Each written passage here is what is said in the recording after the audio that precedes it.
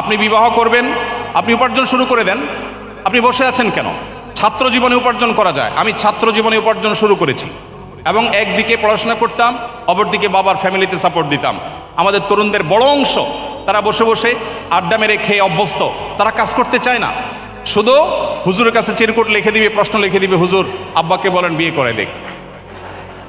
আপনার বাবা আপনাকে বিয়ে করে দিবে, কিন্তু বিয়ে করার জন্য আপনার স্ত্রীর মিনিমাম খরচ মোহরের টাকা আপনাকে জোগাড় করতে হবে। চেষ্টা করবো তো ইনশাআল্লাহ?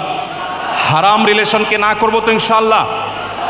ভাইরা আমার, আমরা সবাই জানি হারামে আরাম নাই না আছে? হারামে আরাম নাই, সবাই জানি তো।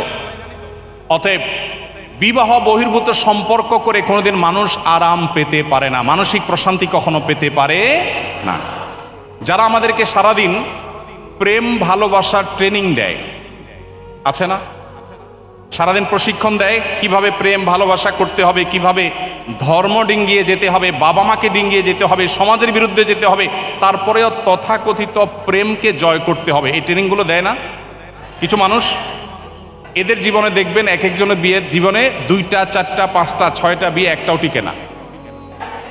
তারা আপনাকে যে প্রেম ভালোবাসার ট্রেনিং দেয়, তার নিজের জীবনে প্রেমের সফলতা তিনি খুঁজে পাচ্ছেন না। এই জন্য হারাম পথে নয়, আমাদের সমস্ত আবেগ ভালোবাসা সব উজাড় করে দিব হালাল পথে ইনশাআল্লাহ। আল্লাহ আমাদেরকে তৌফিক দান করুন।